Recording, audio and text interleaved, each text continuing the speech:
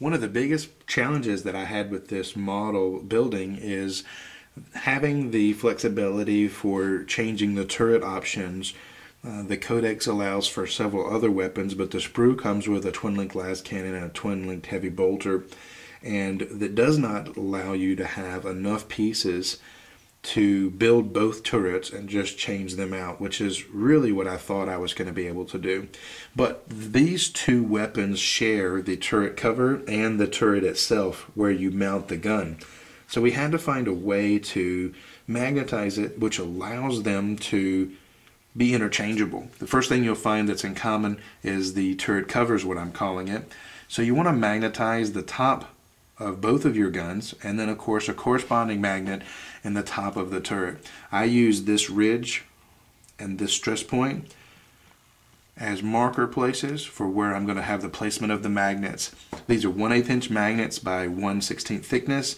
What you're going to find though is that because of the extremely thin covering of the turret cover, you're going to have to use a 1/32 thickness on a 1/8 inch for the top, unless well, if you use a thicker magnet, it's going to have a higher spacing and it's going to cause it not to lay flush. This is a 1/32 thickness and a 1/8 inch diameter.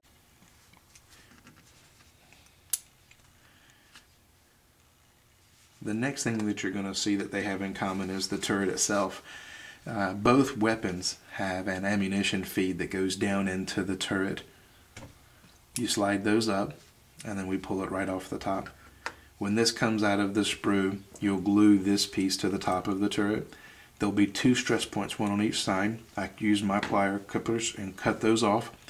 I took a 1/8 inch drill bit, a 3/16 inch diameter drill bit, drilled through, placed a 3/16 by 1/16 magnet in the center. What I found is if I use two magnets or a thicker magnet, it caused the barrels to not maintain a parallel nature. They bowed in, and if I only used one, it pulled them out, and that really did not make the model look very nice at all. So to maintain the parallel or the straight lines of both barrels, I glued the stress points on both the twin-linked las cannon and the stress point on the twin-link storm bolter. This allows the barrels to stay beautifully straight in the way that you would like them to have. I did drill out both the barrels and the breathers on the side of the vents there, and as well the barrels of the las cannon. I like that touch. It really brings out the realism of the model. But what you're going to have is a positive and a negative on this magnet, and you want to make sure that as you're magnetizing inside of the two guns is that you keep them straight. Before you glue that stress point, obviously you're going to want to take your 1/8 inch drill marker and screw out and drill out that marker spot on both sides. Install your magnets, and then of course you want to maintain polarity. If this is plus and minus, you want to have plus minus, plus minus, plus minus. This allows when you install the gun to the turret, that they will be able to change out with ease. And then of course the ammo feeds go down into the turret itself, placing the top cover on, and you are ready to mount your turret and to be able to change them out for the two options that are given in the sprue that comes with the box. Now we've gone over everything except magnetizing the turret to the Rhino Razorback. So again, I've magnetized the hull covers. This would be the one for the turret options, and then many people just take the turret and set it up here on the top. It turns, it sits, it looks nice, but so many times when I see the front gunner, they're top heavy, front heavy, it falls over, it wobbles. Many times in YouTube videos, I'll see people move their models and this piece will move or fall off because it's just sitting there, and it is a little top heavy for the twin-linked las cannon. So what I was trying to do was to find a way to magnetize this turret option. You cannot do like I did on the front two turrets and simply put a piece of sprue across the hole with magnets in it. The reason is because both gun options have an ammo feed that comes down into the hull of the tank through the turret. This would not allow for a flat sprue piece to go across the turret opening. So what I looked at was magnetizing the center there with a 1/18 magnet. I took a piece of the sprue and I drilled into the sprue ends and magnetized my option. Just like that. Now, when the sprue was longer, we did not know the length for the first one. So what I did was I took a little piece of, just a little dab of silver paint, and I put it on there, and I set it down into the tank, right where the turret would be. I pulled it out, took off the lid, I took off the top, and as you can see, I knew exactly where to put the magnet in the bottom of the tank.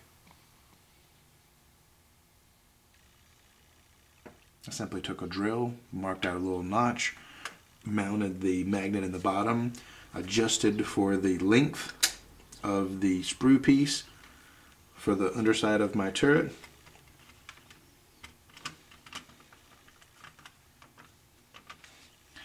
and we have a really nice turret option. This allows your turret to spin. We even have full movement of the twin-link glass cannon, and it's magnetized at such a powerful rate that it will pick up the Rhino by the turret, and you still have the availability of laying the weapon over if it's destroyed, or simply taking it off.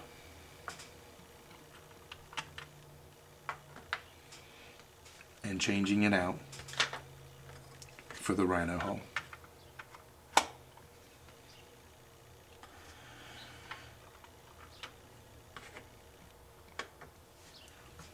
Now, there's always a trick with magnets and length. If you find that it's just a little too short, you can add one of your 1/32 inch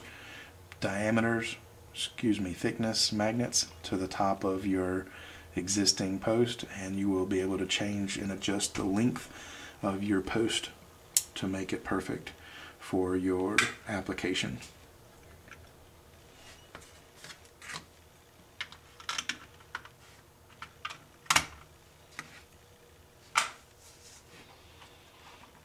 But now each of your front gunner, your las cannon, your back door is not going to shut and open without it being ordered to. Your dozer blade is not going to come off. And you can add all of your options: hunter killer missile, searchlight, and a decorative radar. If you want to change out your gun option,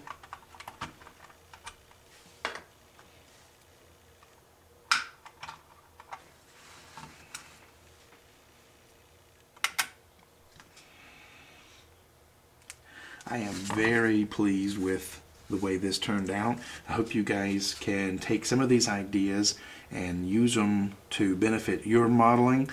Another neat thing that I really enjoy doing is drilling out the exhaust vents, and just picked up a Dremel and had fun playing with the smallest drill bit I've ever seen, and I actually drilled out the vents on the side of the exhaust.